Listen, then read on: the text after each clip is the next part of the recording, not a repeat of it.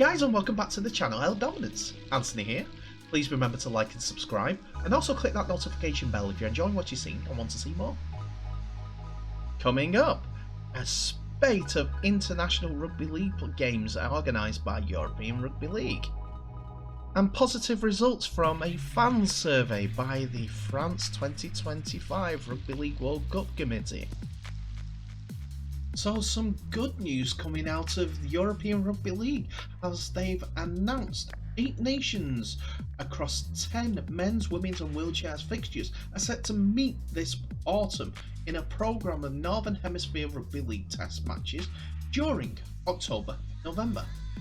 The action kicks off on the 2nd of October with the annual Men's Griffin Cup. A clash between Germany and the Netherlands in Dusseldorf, a repeat of the only international rugby league contest in 2022 due to COVID-19, which the Netherlands won 20-18. That is not the only international game for the Netherlands team, as you see, they've got the Griffin Cup and they've had the trial match on the 11th of September, but they've also got a European Championship Group D game against Turkey in Bodrum, Turkey on the 14th of October, and then this to be determined point on the 17th of October is so that they can play either the winners of Czech Republic and Malta's game for the championship. Now, we wish them all good luck in that European Championship race for Group D, as it's the first step towards the qualification of 2025's World. On Friday the 15th of October, Jamaica's men will face the England Knights at Castleford in Jordan Turner's testimonial match, with the Reggae Warriors, who have qualified for next year's World Cup for the first time in history, then taking on Scotland the following Sunday at the Featherstone's Millennium Stadium. But the big games of that weekend will be on the 23rd of October in a double header at the Stade Gilbert Brutus in Perpignan. The French men and women will clash with England. The two nations will meet in the wheelchair test matches as well, both at Medway Park in Gillingham on Wednesday the 10th of November, and again on the following Saturday. Their last meeting was a 2-test series in France during 2019. England inflicted the first ever defeat on the reigning world champions in Apt, with the series being drawn. Wales will host 2 wheelchair matches against Ireland on Saturday the 16th of October, and Scotland a fortnight later at Glyndwr University in Wrexham, having both recently met up in the Celtic Cup. The women's Wales rugby team will make history as they play their first full test at Colwyn Bay against Ireland on October the 17th, which is a Sunday, who are also on debut. But on the men's side, unfortunately, they weren't able to get a game on the front, with their CEO Gareth Keir taking to social media to explain. Hey guys, our men were ready to play. We are as disappointed as everyone else. We are now planning for mid-season international and World Cup warm-up games. It would be brilliant if all our supporters could come to Wales Rugby League's women's and wheelchair games against. So, it's a good start to the pre-season campaign with International Rugby League, and it's a great time to do that, as it will be just as the seasons are beginning to wrap up and they can start thinking about International League. Each coach had their own say on the entire matter, as first of all Sean Wayne had his say. French Rugby League is on the up through Catalan Dragons and Toulouse Olympique, and I know from experience that the French fans will be passionately supporting their team at the Stade Gilbert Brutus. From October, I'll pit the strongest possible team and make sure we're well prepared for a tough challenge. The France game will come with less than a year until our World Cup opener with Samoa in Newcastle, and that makes it an important part of our planning. So Laurent Ferrigno had a rebuke for those comments, to put up a little bit of fire to how important these games usually are. This game is the first step of our programme and plan to lead us to the Rugby World Cup in 2022. We have not played for 2 years in France, so this is an exciting opportunity for all our fans and players to come back to the Brutus, which is known as hostile lands for all English teams.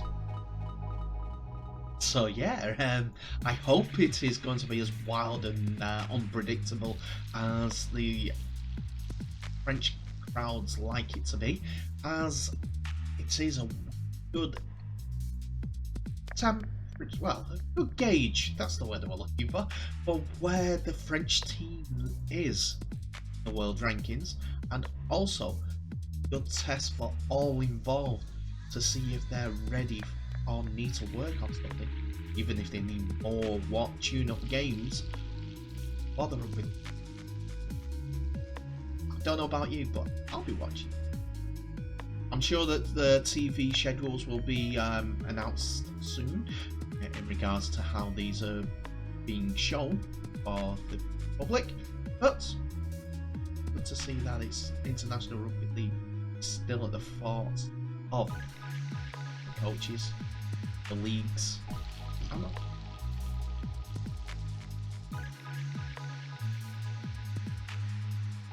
Well, staying with the French national team, as you may know, they have set up their candidacy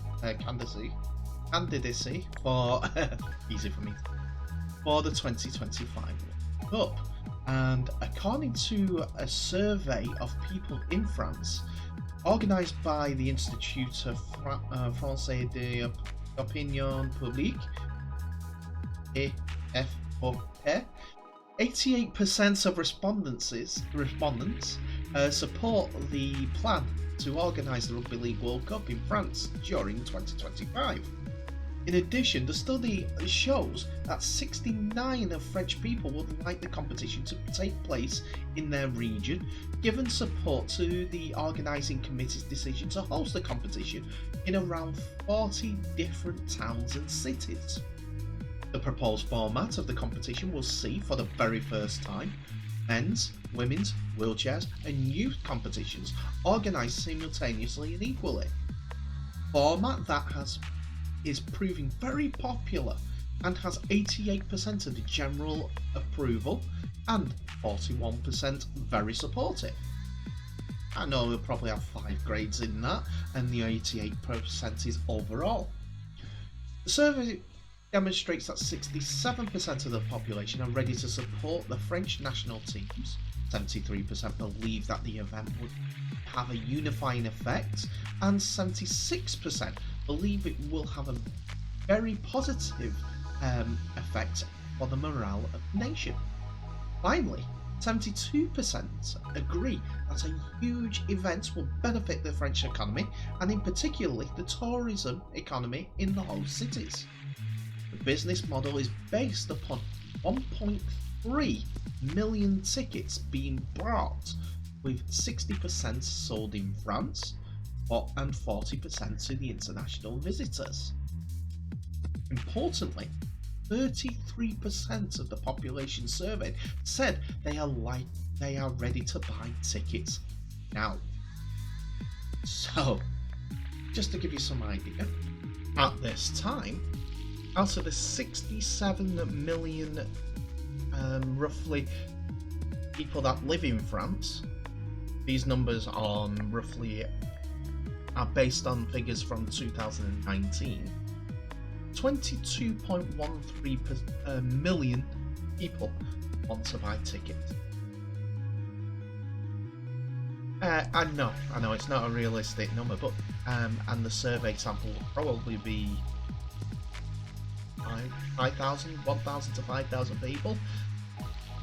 But yeah, it'd be interesting to see these 40 regions and cities or wherever that are going to get these matches. It'd be fun. I'd be happy to see rugby league grow even more in France. We can't do it one nation by nation. We have to do it as a group, I reckon. Inviting other nations to play in the youth tournaments.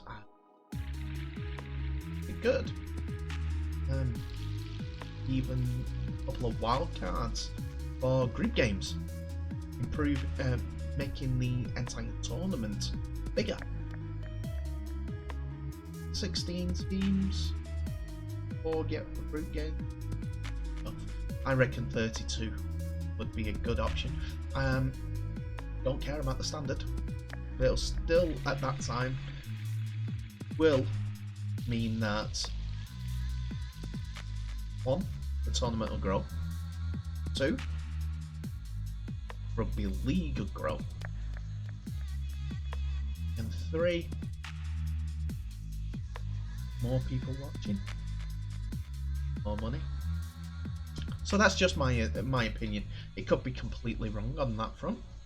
But going back to what was said on the survey front, there was a comment from Michel Vina about what he thought happened and what this survey meant.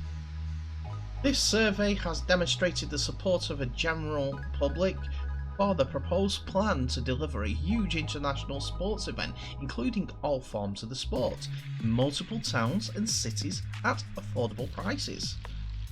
It confirms the positive welcome already offered by local authorities across the country. We are very happy with this demonstration of widespread support for our proposal to organise the Rugby League World Cup in France in 2025. This gentleman is Jérôme Fouquet, Director of the Department of Opinion and Strategies for the enterprise of the IFOP. The results are positive to France's plan to organise the World Cup 2025 and illustrate the strong support for rugby as a sport that interests the public, that can attract a large audience. 31% of the public aged over 18 years, which represents potentially 15 million people, have said that they are fairly and very interested in rugby. By comparison, the similar figure for football is 29%. So it all has a positive spin for the World Cup to be held in France in 2025, which is all good news. And I hope that we can keep that momentum on for the next 4 years for Rugby League. Just a little bit of mop up for the survey itself. The survey was conducted between the 31st and the 4th of 31st of August to the 4th of September, 3rd of September. So just a little bit of mop up when it comes to the survey itself. They say the survey was conducted between the 31st of August 2021 and the 4th of September 2020 as well. There were 1,803 participants, 1803, drawn from a national sample. So 1,800, and those figures came through those 1,800 people. So that's it for another video, ladies and gentlemen. Thank you so much for watching. Please remember, like, subscribe and share the video worldwide, and also tell your mates. Let's grow our magnificent sport as much as possible. So just before I let you go, what do you think of the internationals that are being bounded about? It was unfortunate that Wales weren't able to get a men's game. They did try. One of those things, unfortunately. do hope that they get better. They get a few games during mid-season, as they need the workout as well as everyone else, so that they're prepared for the 2021 World Cup. That's what to do. Now, what do you think of the French bid? Do you think that there is a more legitimate option to play the sport in France? And if so, do you think that an extended format, which I mentioned, would benefit Rugby League, not just the basic teams that they had before? I don't think they're going through that format at this point, but they will do something in the future. So that means it will be a good World Cup no matter what, because all World Cups are good anyhow. A personal message now to all the teams that are going to be involved in qualifiers getting to that 2025 World Cup. Netherlands, Holland, Czech Republic, Malta, Serbia, Spain, and going into the African countries, or Middle East countries like Lebanon, Ghana, Nigeria, Morocco, Cameroon. We've got a target now. 25 is in France. A lot easier to get to than England. Get closer for all you guys. Most of you just need to drive. I think you guys could rip it up, and there could be some shocks to get into the World Cup. I've seen Jamaica do it. I've seen Greece do it. Who's going to be the next debut? They'll have to force their hand to extend this one if there is more competition. It's all up to you guys. I do hope you're massively successful. Anyone who doesn't watch this game, doesn't watch this, who's not playing the sport, shall we? And you do watch the game, try and get involved.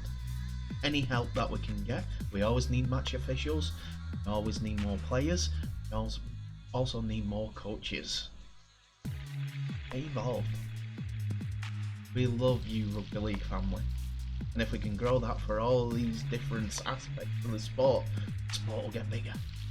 More people watching you, just to creep on your vanity a little bit. So, coach, ref, play, or even just sponsor the club that you're closest to. We need you. We'd love to have you with us. Love your help. I'll stop my talking now. I'll go on for hours. I'll just say thank you very much for watching. All the best. Stay safe, and I'll see you in the next video.